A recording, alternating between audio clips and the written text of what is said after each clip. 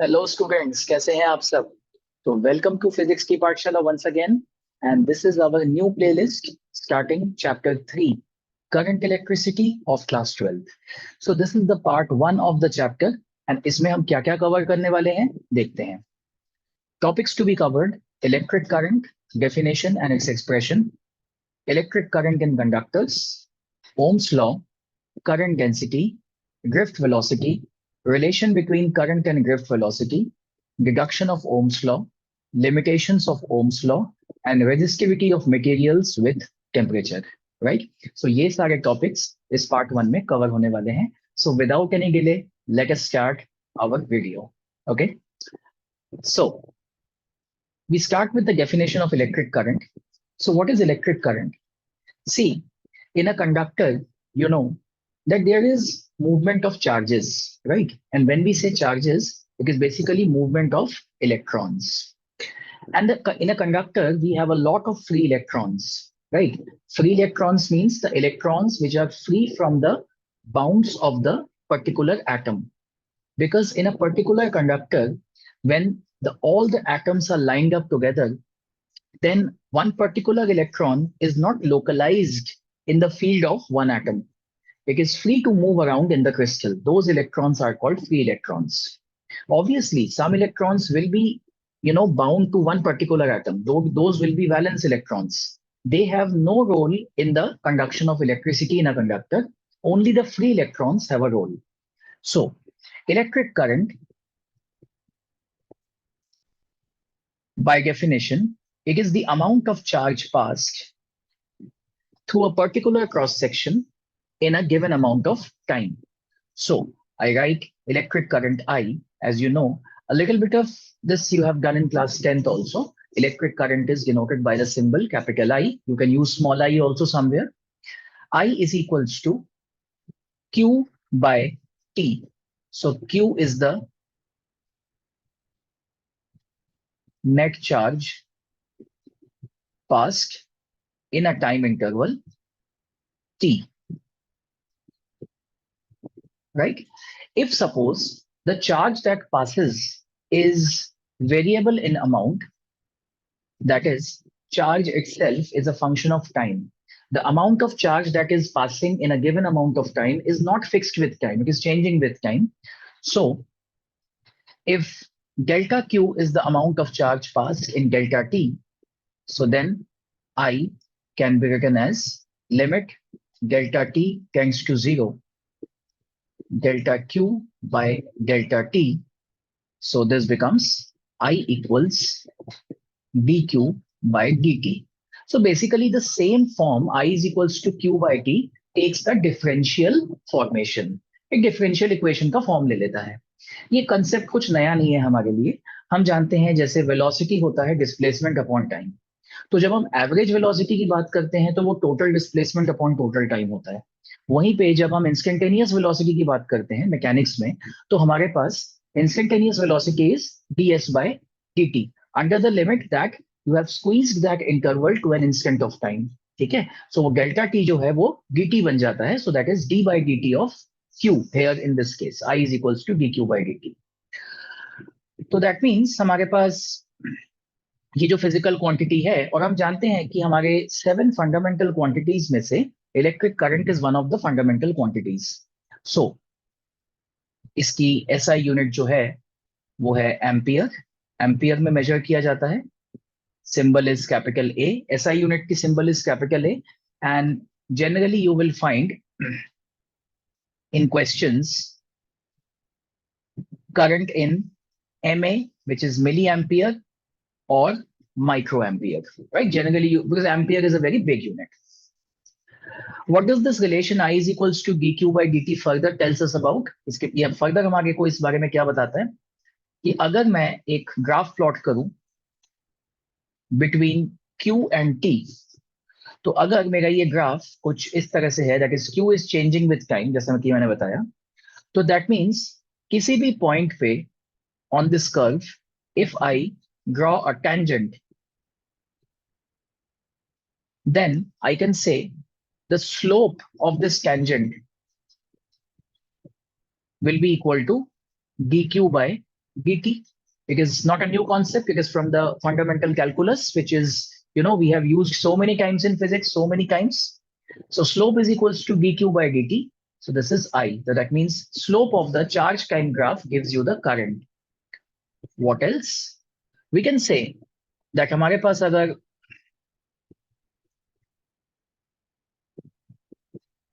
Current के साथ time का ग्राफ है, so suppose this kind of a graph, then within this time interval, so the current is changing with time here, right? So within this time interval, T1 to T2, this area, this shaded area, so I can write dq is I dt, right? So that means the total charge that passed in this interval T1 to T2, it will be integral of I dt, t going from T1 to T2 in this particular case. So basically this is the Q is area under the current time graph. So the conclusions are, between a charge time graph, the slope of the graph is current, and between a current time graph, the area under the graph gives you the total charge passed. Now, what else about current? One fundamental thing, that is current flows from higher to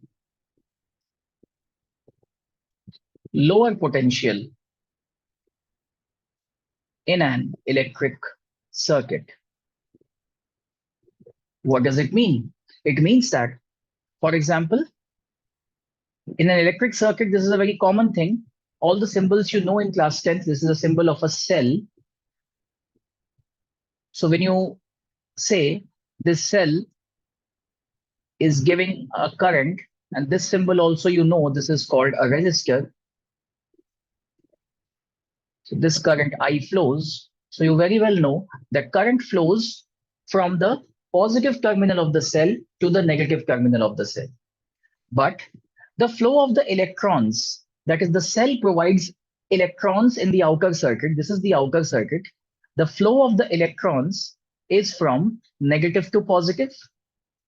So the black arrows I am drawing are for electrons, and the green color arrows are for the current. So that means current has a direction. Current has direction which is opposite to that of flow of conventional electrons.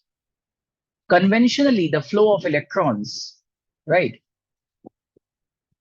The current has a flow conventionally taken opposite to that of the electrons, right? So this is one thing. And it flows from higher potential to lower potential, because which end is at higher potential? The positive end is at higher potential and negative end is at lower potential, right? Moving forward, what is our next topic? Electric current in conductors. So let us understand in a bit more detail that what happens in conductors when current flows. What happens inside in a microscopic level?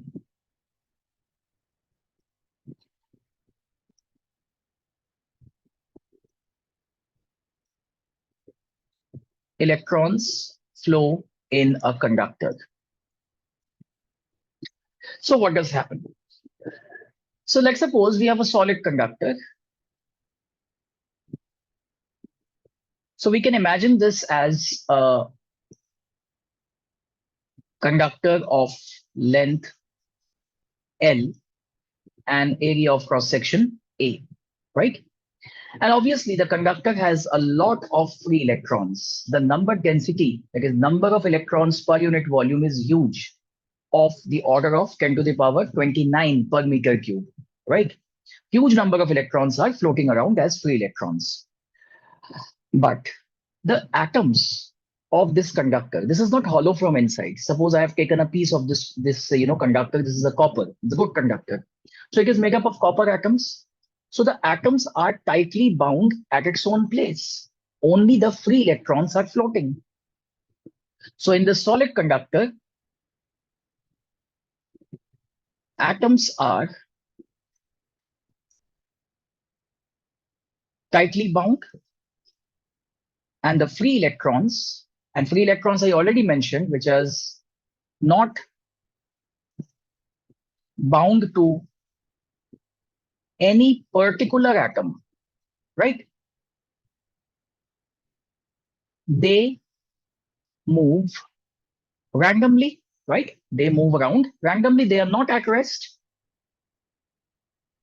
When you do not apply anything to this wire, like the wire is just lying on the table normally, right? You have not applied any cell to it, not connected any cell to the ends of the conductor. So you can say that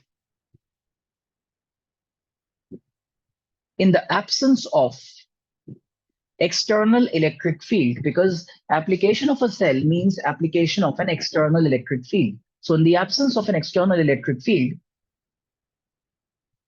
which is basically a cell or a battery connection,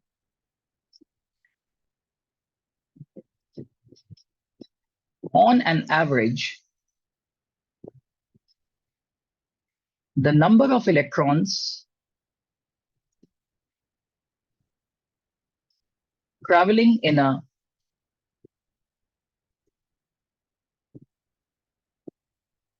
particular direction is equal to the number of electrons going in opposite direction.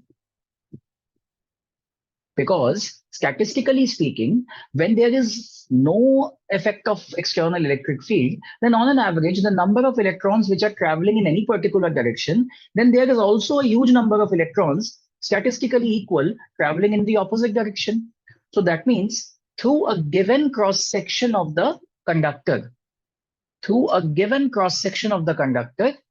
there is no preferred direction. That is the net charge. No net charge is flowing because the number of charges flowing in this direction equals number of charges in this direction. Statistically equal because the total number is so large, right? So we can safely say that so no net current in the circuit. And this is quite known to us. A copper conductor just lying on the table, not connected to any cell or a battery, we do not consider it that any current is flowing through it, right? Although electrons are in continuous random movement inside it, right? But there is no net current. Let us see now what happens when you apply an external electric field. So I'm moving on to the next page. So when you apply an external electric field, this is applied electric field. So let's suppose I apply the electric field this way. Same conductor. And I say that on the left-hand side plate, I give a positive charge Q. And on the right-hand side plate, I give a negative charge minus Q. What is going to happen? The free electrons, which are huge in number within this conductor, where they will feel the force? They will feel the force towards the positive end. Right? Pretty obvious. Negative charge, positive charge attract each other. They will feel a force towards positive Q. And what will happen? These electrons will try to neutralize the plus Q charge on left plate. It will try to neutralize the plus Q charge on the left plate. And a time will come when it will be completely neutralizing the charge on the plus Q plate. And then what will happen? the flow of electrons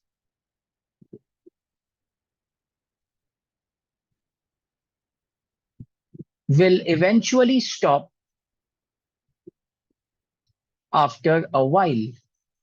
That means the number of electrons which are inside, they will be kind of consumed after a time because they will be utilized in neutralizing the positive Q charge on the left plate. Now, the minus Q plate, what will happen to it? It has already excess of electrons. It will also give electrons, right? Electrons will come out of it. And finally, the entire thing will go off and the current will stop. So if I say that movement of electrons is on the left-hand side, as you can see, the effective current in this wire is this way. But this current is not self-sustaining.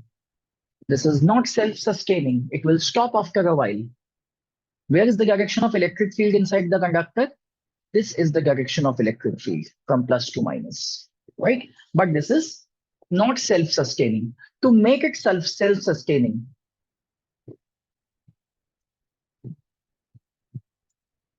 so for a sustaining flow of current, we require cells or combination of cells, which we call as a battery. So that is where we require cells or combination of cells as battery for maintaining a sustaining flow of current, right? Let us do a question based upon this. It says, say a beam of electrons moving at 10 raised to the power 6 meter per second along a line that is along the conductor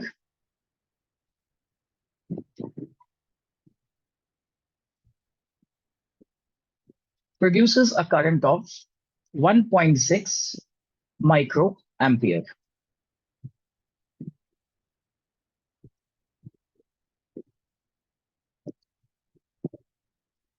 What are the number of electrons in 1 meter of the beam? So beam, you can consider that the conductor is 1 meter long. So how many electrons are there in that particular length? So what will we do? We apply current is equals to charge upon time. This can be written as the charge is n times E, number of electrons times the charge on one electron. T can be written as the length given to us upon the speed with which they move, right? So this is I is equals to NEV upon L, right? So N we need to find out. Let us put the values. 1.6, 10 to the power minus 6, N. Electronic charge is 1.6, 10 to the power minus 19 coulombs. Velocity is 10 to the power 6. And length doesn't bother us much. The value is 1. What cancels? This cancels. And N is equals to 10 raised to the power minus 6 upon 10 raised to the power minus 13. So that is 10 to the power 7. That's your answer. So 10 raised to the power 7 number of electrons are there in 1 meter of the beam, right? I hope you have understood up to this that what is electric current by definition, what is meant by the graphs associated with it, these ones, and then the mechanism of electron flow in conductors, right? Before the application of electric field and after the application of electric field.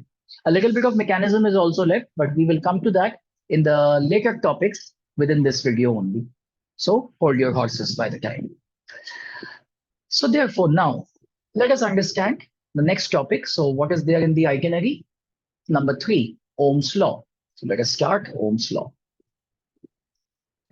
After the name of the scientist, George Simon Ohm, this Ohm's law. So Ohm's law in books, you will find that there is a proper definition written. The current flowing through a conductor is directly proportional to the potential difference applied across the ends of the conductor, blah, blah, blah. That's all. So fundamentally, you can understand one thing, that this is nothing but a current voltage relationship for a conductor. So it is basically a current voltage relationship for a conductor. And the current voltage relationship is, that is the voltage is equals to current times a factor R. And we will soon define what is R. Now this holds provided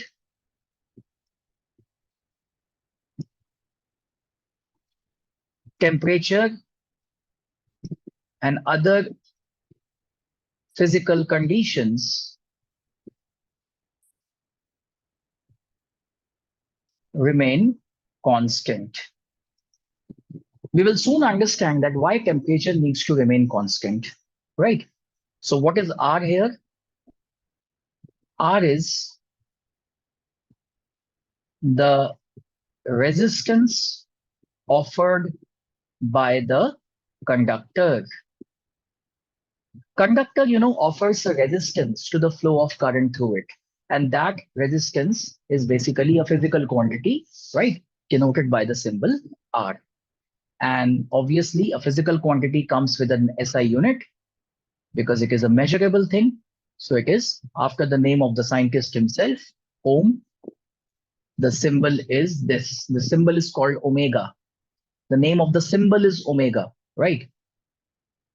For example, in torque, the symbol we write, the name of the symbol is tau. So here the symbol is omega.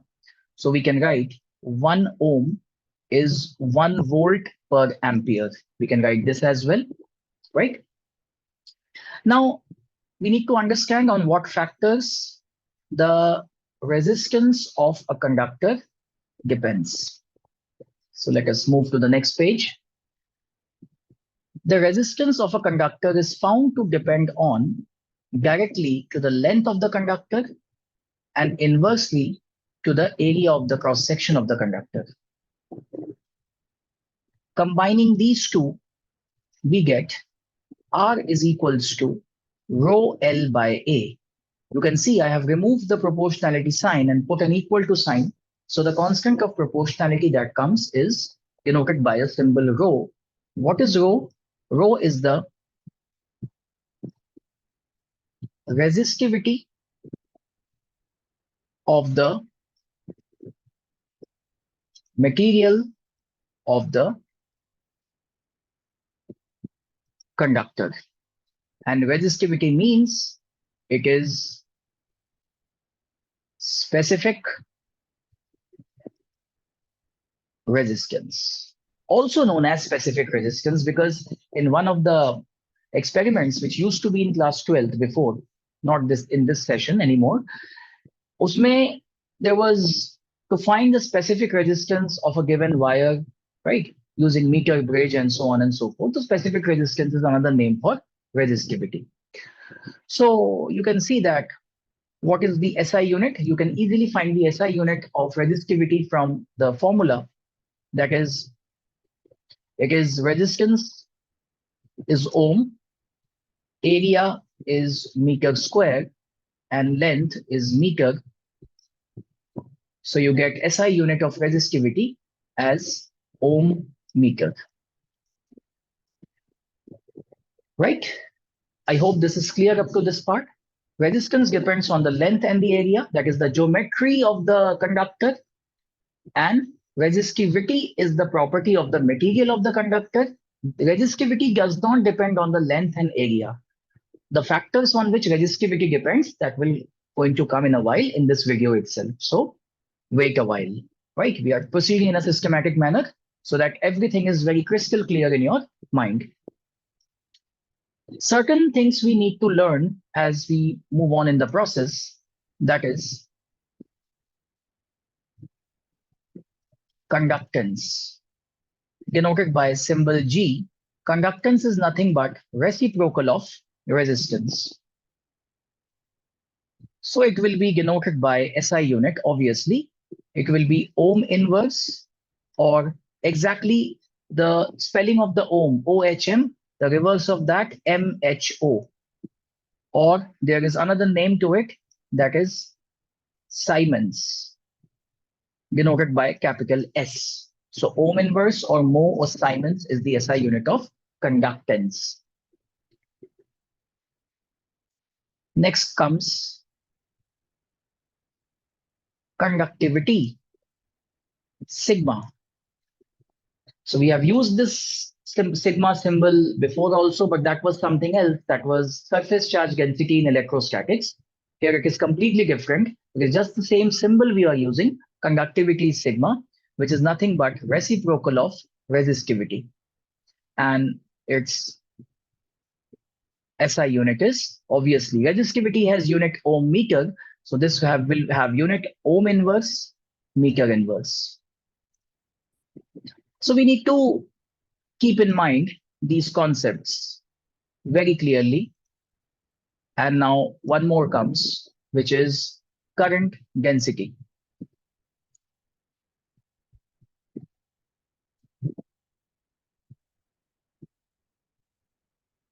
It is a vector denoted by J. And current density essentially means that the amount of current passing through a given area perpendicularly.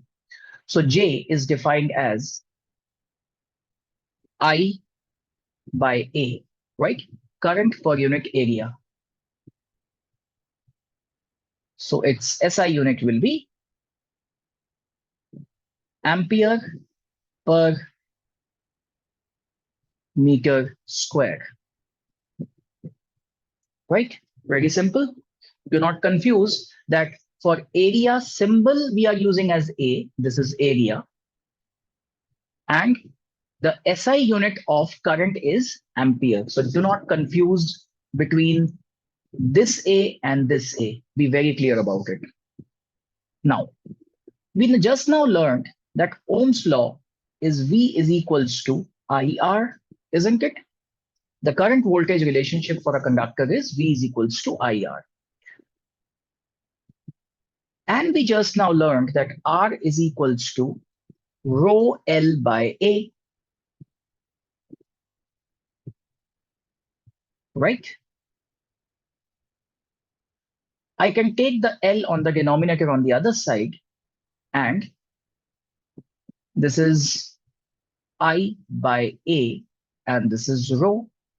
Now carefully see that if I have a conductor of length L and the potential difference applied across the ends of the conductor is V, then the electric field is V by L. So I can safely write this V by L as electric field. This I by A we just learned is J, and this is rho. I can take rho on the other side, and I can say that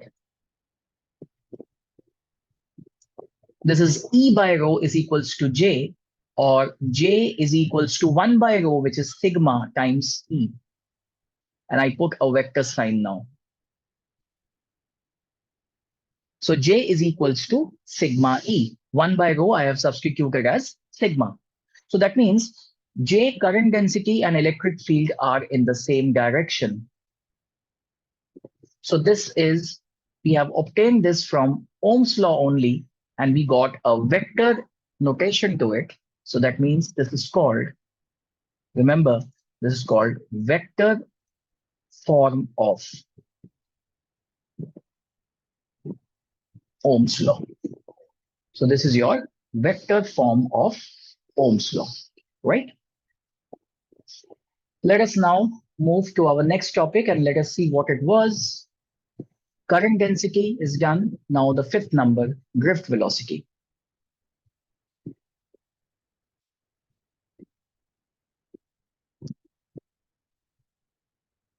Drift velocity is a very interesting concept. So let us understand it.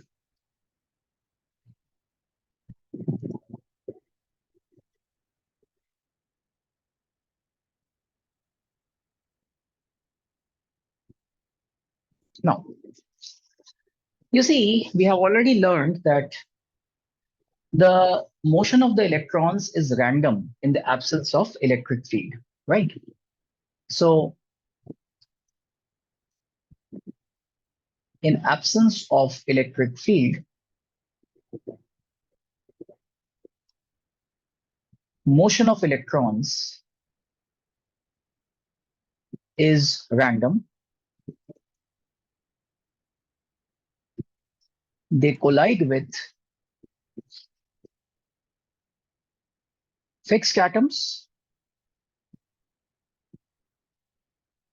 and as they collide, they slow down and again move with same speed. Why do they move with same speed? They slow down upon collision, and then there is no force acting on them because it is the absence of electric field.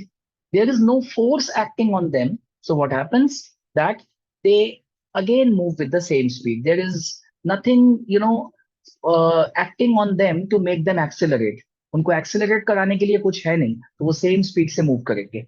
ठीक है. और direction भी random होगी.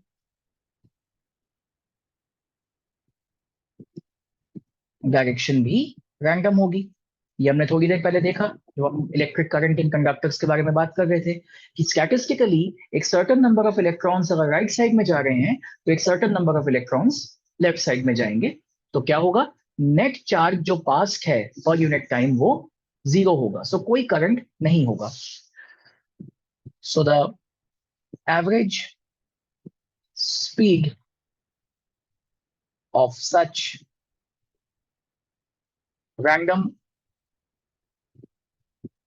speeds is 0. So statistically they become 0.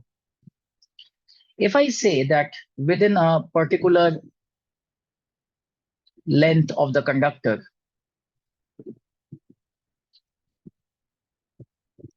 area of cross section A, there are huge number of electrons as we know, and that number is n. That is the total electrons. They are capital N in number. So can I say that U1, U2, dot, dot, dot, UN be their speeds before electric field applied? So U1, U2, UN is their speeds before electric field is applied, their initial speeds. When electric field is applied, so under the action of electric field, what will happen? They will experience an acceleration because they are charged particles. So within an electric field they are placed, they will experience an acceleration. So acceleration A will be equal to the force acting on them, E into E upon mass. This is the acceleration.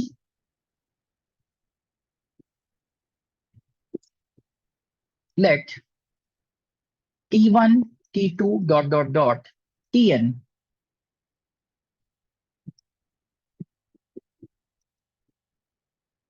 be the time elapsed for each electron between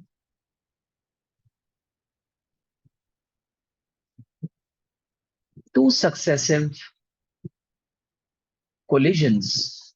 What are electrons doing? They are colliding with the fixed atoms. So between two successive collisions, if the first electron took T1 time, the second electron took T2 time, and the nth electron took Tn time, then after the time has elapsed, they reached a final velocity. So V1, V2, Vn be the final speeds.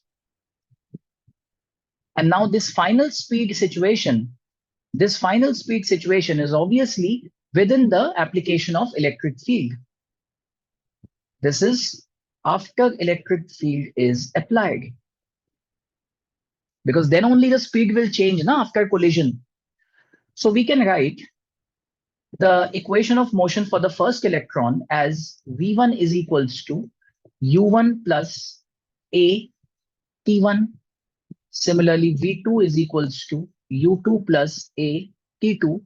Similarly, for the nth one, Vn is equals to Un plus A Tn. Let us sum all these and take an average over all the electrons. So what do we get? We get this kind of a structure. V1 plus V2 plus dot dot dot Vn divided by n. This will be on the left hand side. This will be U1 plus U2 plus dot dot dot up to Un by n plus A. If I take the magnitude part only, E by m, and this is T1 plus T2 plus dot dot dot Tn by n. What do we see?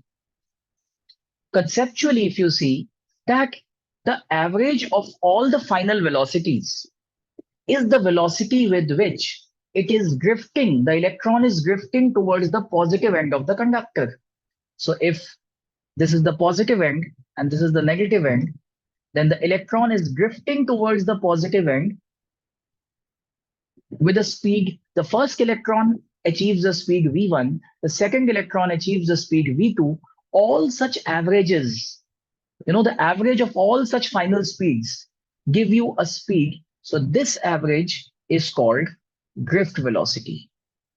V denoted by a symbol subscript D denoted as the drift velocity. So drift velocity we represent as V subscript D.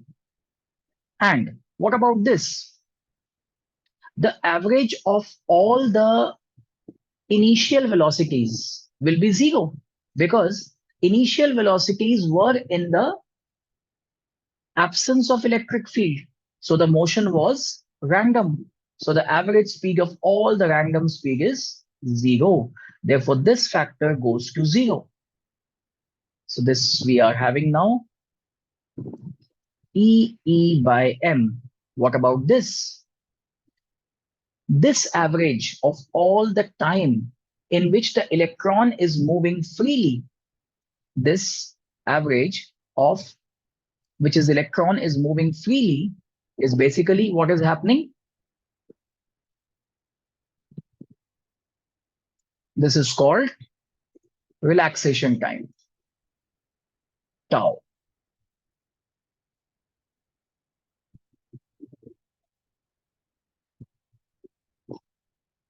This is tau.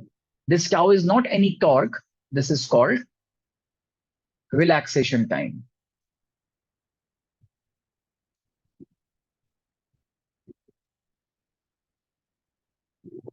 So this is the relation between Vd and tau.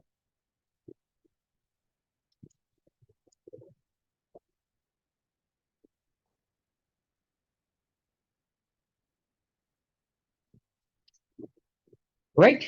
So that means the drift speed and the relaxation time has the relation Vd is equals to E by m tau. Right? Moving on to the next topic. What was the next topic we have? Relation between current and drift velocity.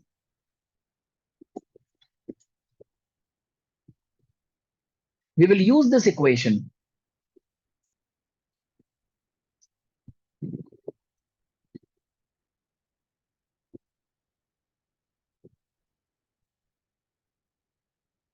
Relation between current and drift velocity. Again, let us choose a conductor of length L and area of cross section A. It is connected to a voltage source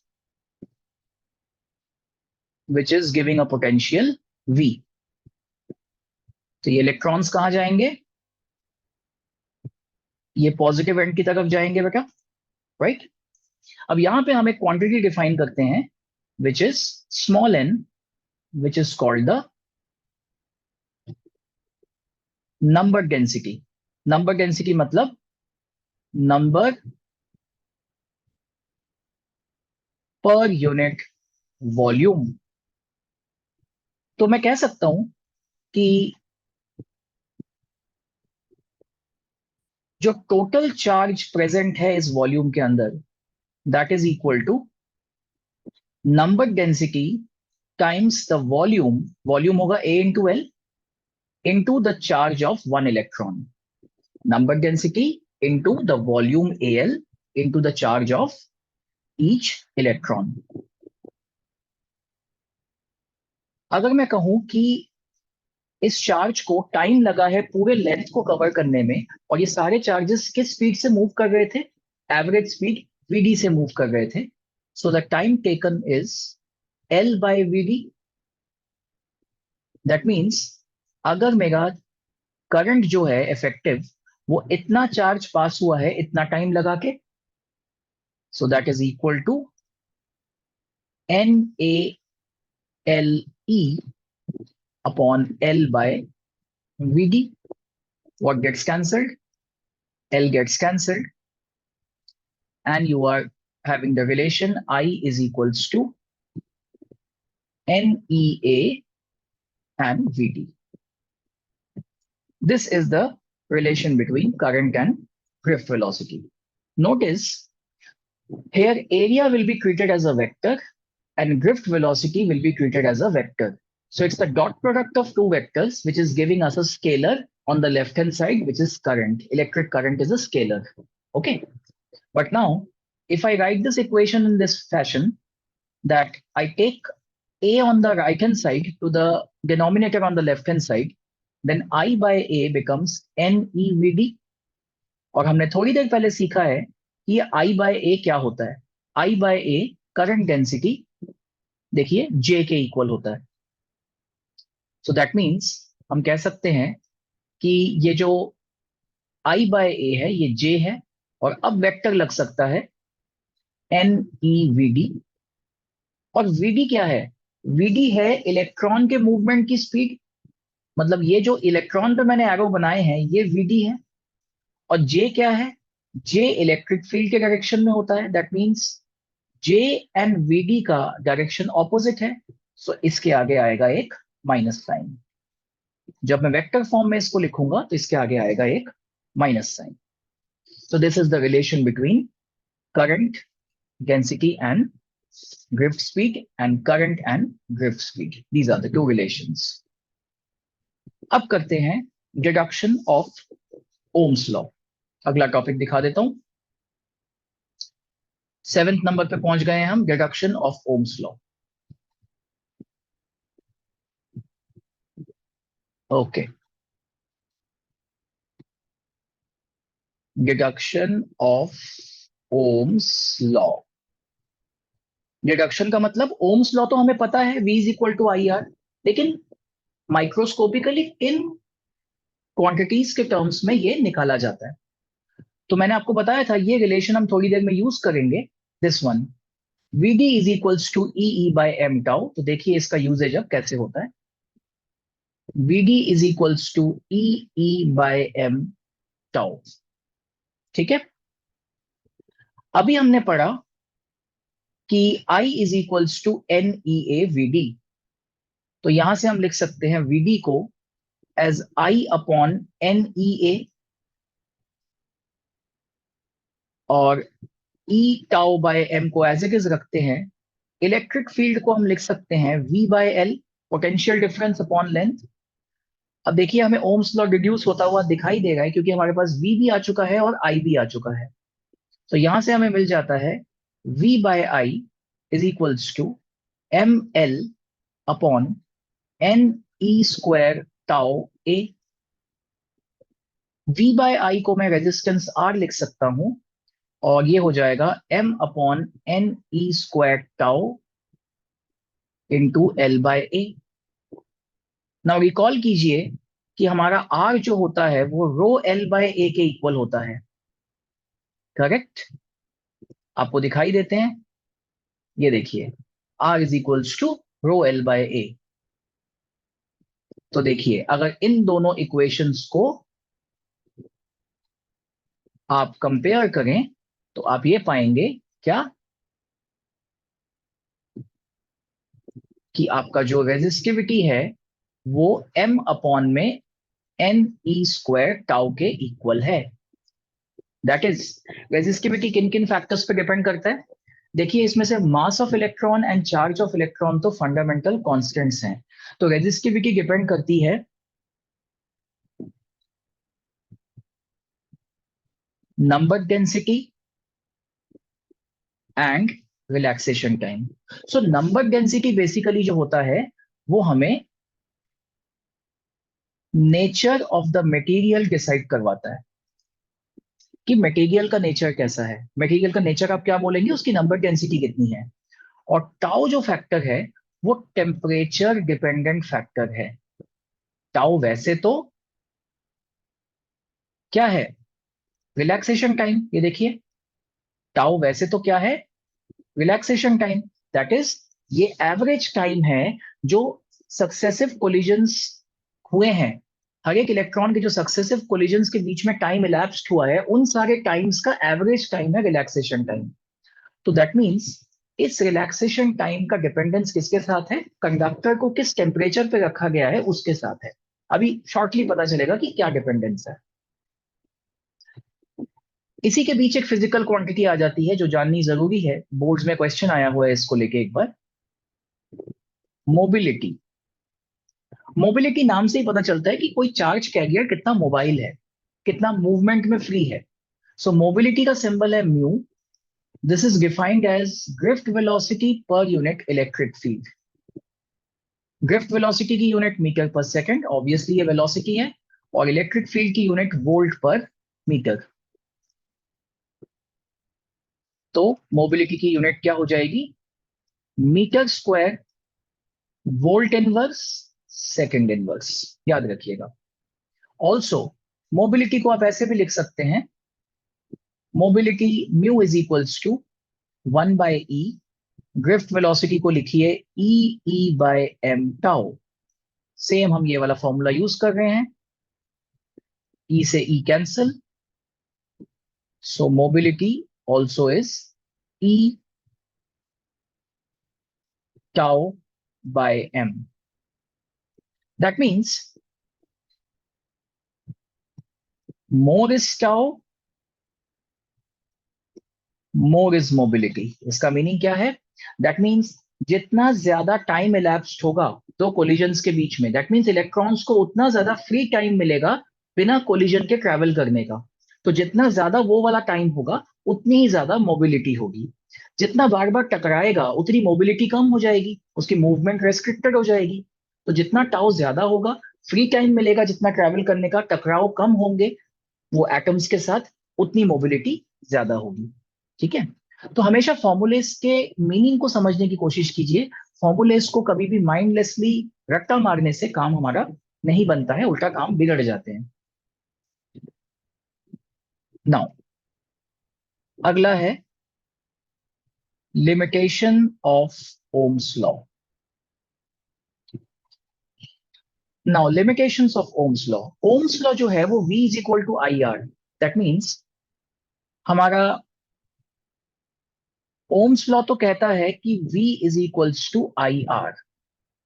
that means अगर V and I के बीच में graph plot हुआ, so then what will happen, that you will get a straight line whose slope will be equal to R.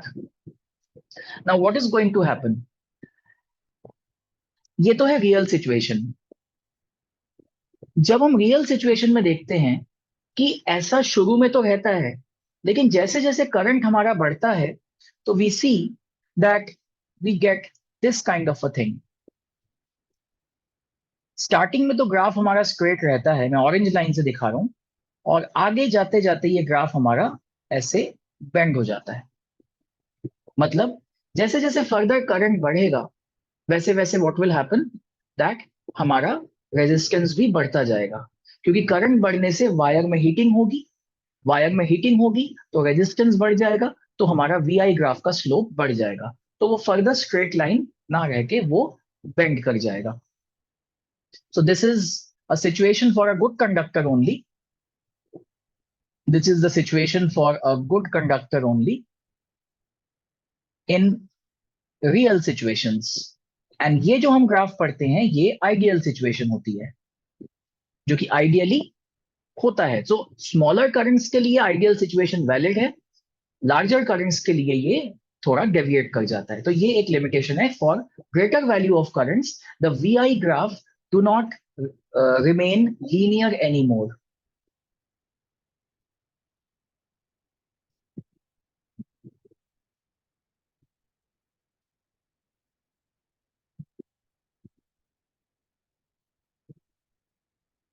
The V I graph do not remain linear any more, right. आगे देखते हैं, मैं थोड़ा सा ये वाला part ही अब कर देता हूं, यहीं पे आपको बाकी दोनों ग्राफ्स भी दिखा देते हैं।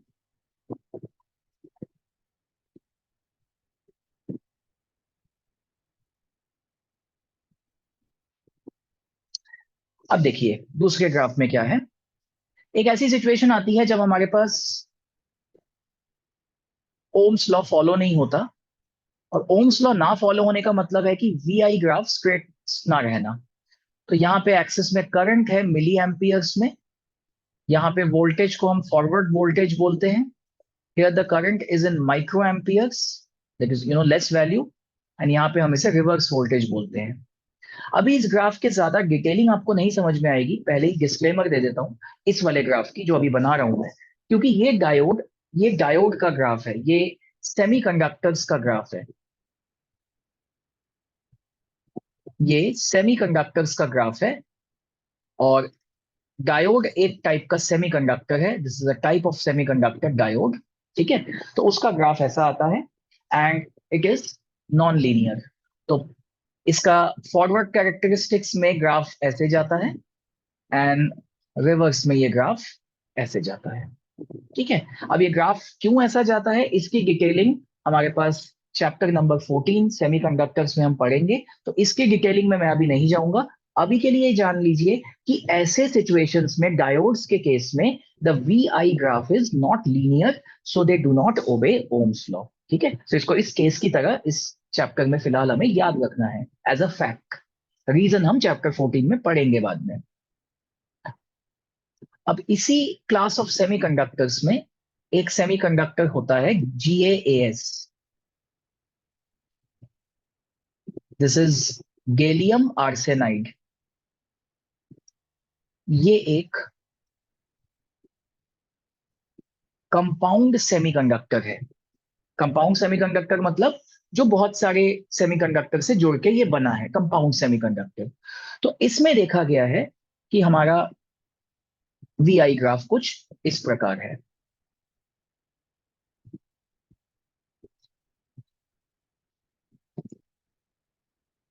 Current on Y axis, voltage on X axis. पहले ये लीनियर रहता है, फिर ये कर्व हो जाता है, फिर ये नीचे आ जाता है। सो जब तक लीनियर है यहां तक, तब तक ठीक है, ohms law is followed.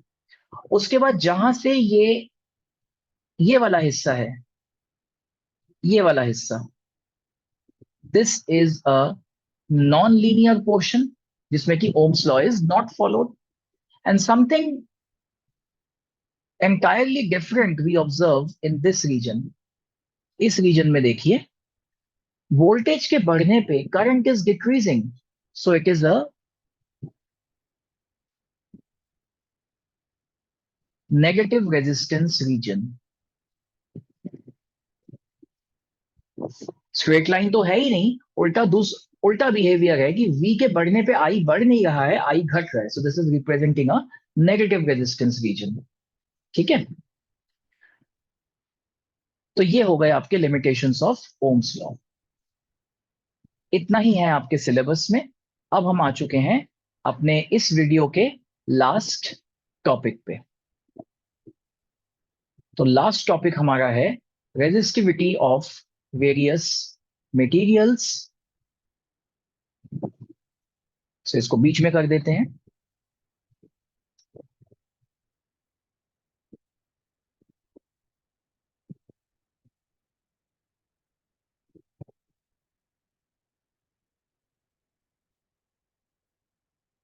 Resistivity of various materials, right.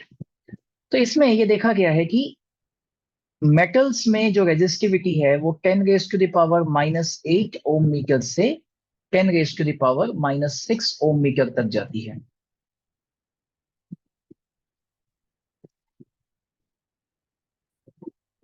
Insulators like plastics, rubber etcetera में ये 10⁻18 टाइम्स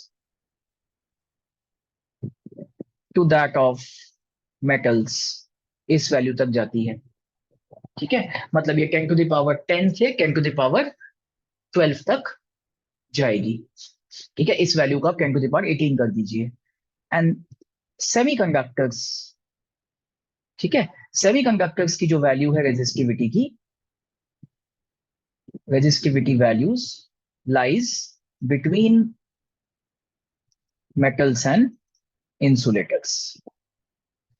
इनकी प्रॉपर्टीज भी सब बीचों बीच होती हैं। ये ना मेटल्स जैसे अच्छे कंडक्टर होते हैं और ना ये इंसुलेटर्स जैसे बिल्कुल भी जीरो कंडक्टर नहीं होते हैं। ठीक है ना।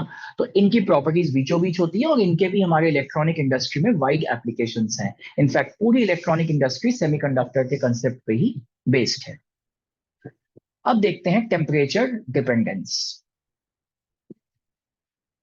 कि टेम्परेचर का डिपेंडेंस मेटल्स में कैसा रहता है और सेमीकंडक्टर्स में कैसा रहता है, इसको देखते हैं।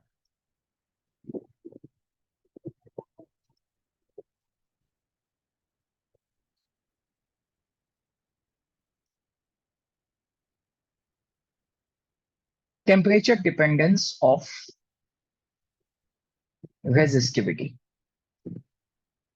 देखिए, एक फॉर्मूला है टेम्परेचर डिपेंडेंस ऑफ रेजिस्टिविटी का, that resistivity at temperature T is resistivity at some base temperature times 1 plus alpha t minus t naught.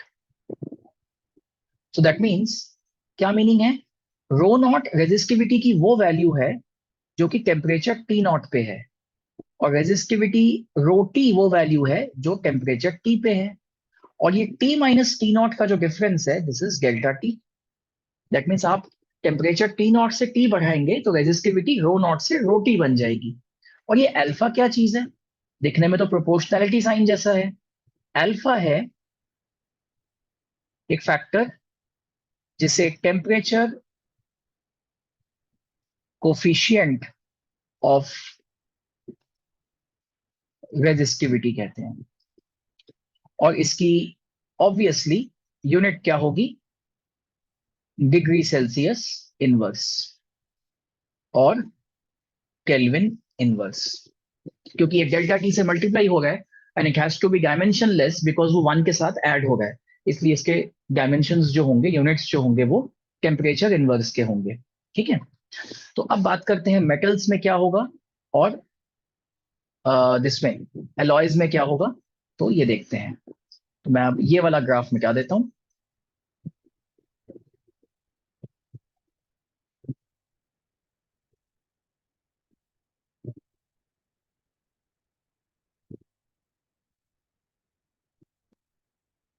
तो देखते हैं मेटल्स में क्या होगा।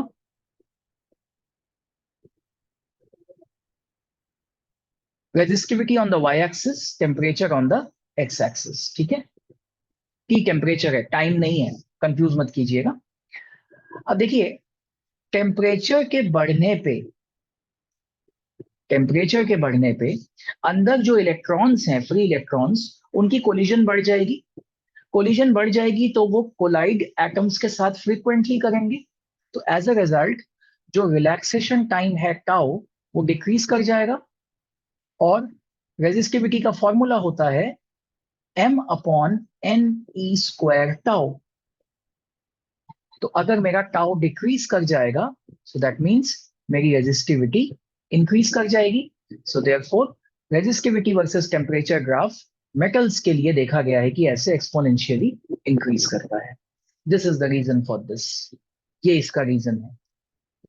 ठीक है, अब बात करते हैं, अगर हम मेटल्स को मिक्स करें एक सर्टेन प्रोपोर्शन में तो हमें मिलता है एक क्लास ऑफ मटेरियल्स जिसको एलॉयज कहते हैं।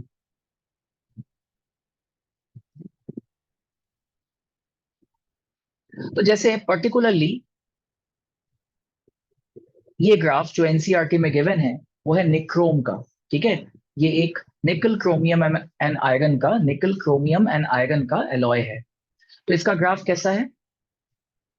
ये बेसिकली आपका एक स्ट्रेट लाइन है जो कि यहां से स्टार्ट हो रहा है, नॉट फ्रॉम ओरिजिन, एंड इसका स्लोप बहुत कम है।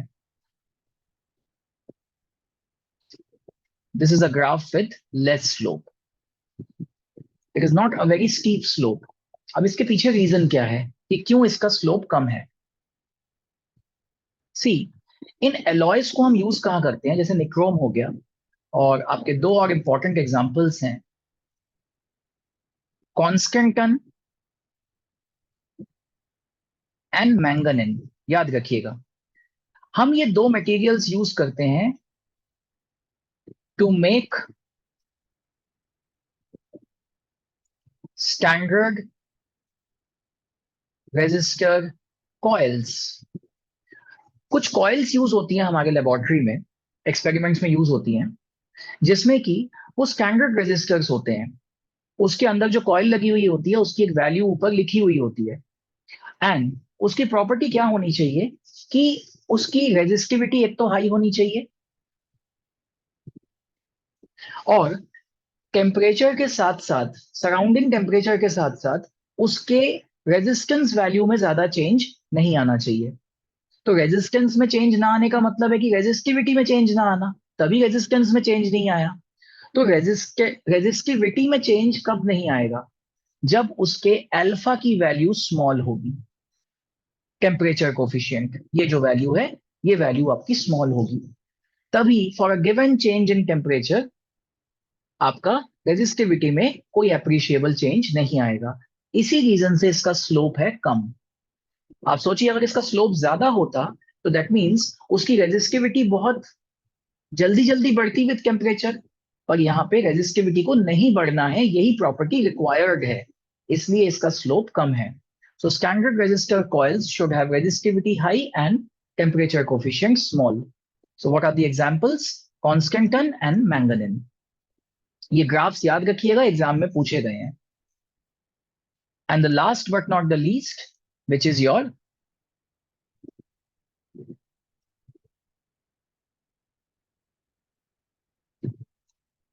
ये किसके लिए है? ये एलॉयज फॉर रेजिस्टर कॉइल्स के लिए है ये। ठीक है, और अब हम कर रहे हैं सेमीकंडक्टर्स के लिए। सेमीकंडक्टर्स के लिए रो वर्सेस टी ग्राफ। सरप्राइजिंगली देखा जाता है कि रो वर्सेस टी ग्राफ सेमीकंडक्टर के लिए फॉलिंग है, that is resistivity decreases with the increase in temperature. इसके पीछे क्या रीजन है? दैट इज सेमीकंडक्टर्स बनते हैं कोवलेंट बॉन्ड से, जैसे सिलिकॉन, जर्मेनियम, इसमें कोवलेंट बॉन्ड्स होते हैं। तो जब टेम्परेचर आप इंक्रीज करेंगे तो ज्यादा करके कोवलेंट बॉन्ड टूटते हैं। जब कोवलेंट बॉन्ड टूटेंगे तो जो इलेक्ट्रॉन्स पहले वैलेंसी में बंधे हुए थे, वैलेंस इलेक्ट्रॉन्स के तौर पे थे, वो अब फ्री इलेक्ट्रॉन्स बन जाएंगे। तो आपकी जो नंबर डेंसिटी है वो इंक्रीज करेगी, नंबर डेंसिटी इंक्रीजेस। ठीक है, that is number per unit volume of electrons they increase, number density increases, but at the same time temperature बढ़ रहा है तो उनके कोलिजन्स भी बढ़ेंगे, तो आपका टाउ जो है वो डिक्रीज करेगा। अब आप खुद सोचो कि rho is equal to M upon N E square tau. इस लॉजिक से अगर हम देखें तो एन का बढ़ना क्या रिप्रेजेंट करता है कि रो घटेगा, और टाउ का घटना, टाउ का घटना क्या रिप्रेजेंट करता है, रो का बढ़ना। पर ये क्या, ये तो दो ऑपोजिंग प्रॉपर्टीज आ गए, रो घट भी रहा है, रो बढ़ भी रहा है, तो फाइनली तो हमें क्या नजर आ रहा है, rho is decreasing with temperature. Correct. इसका मीनिंग ये हुआ कि इसमें से जो हमारी ये वाली प्रॉपर्टी है एन का बढ़ना, ये ज्यादा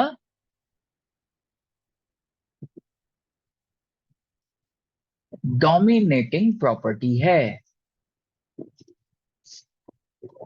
ठीक है, एन का बढ़ना ज्यादा डोमिनेटिंग प्रॉपर्टी है देन टाउ का घटना, रिलैक्सेशन टाइम का घटना। इसलिए ओवरऑल इफेक्ट जो आता है वो सेमीकंडक्टर में रेजिस्टिविटी डिक्रीजेस विद टेम्परेचर। ठीक है, सो ये स्पेशल प्रॉपर्टी सेमीकंडक्टर की याद रखिएगा। तो एक बार चेक लिस्ट चेक कर लेते हैं। वीडियो काफी लंबा हो गया, बट देन इसमें हमें बहुत कुछ कवर भी किया है। हमने सब कुछ कवर कर लिया है। Electric current, Ohm's law, current density, drift velocity, relation between current and drift velocity, Ohm's law deduction, limitation of Ohm's law, and resistivity of materials with temperature। ठीक है, बहुत सारे इंपॉर्टेंट टॉपिक्स इसमें कवर हो गए। तो इफेक्टिवली आप कहें कि अगर ये पार्ट 1 आप देख लेते हैं, तो हालांकि ये 1 घंटा कुछ 12-13 मिनट का वीडियो हो गया है, अगर आप ये पूरा पार्ट 1 देख लेते हैं तो आपका रफली इफ आई से 40% ऑफ द चैप्टर कंप्लीट हो जाता है इस पार्ट 1 में। ठीक है, मैं इस चैप्टर को टोटल 3 पार्ट्स में कवर करूंगा।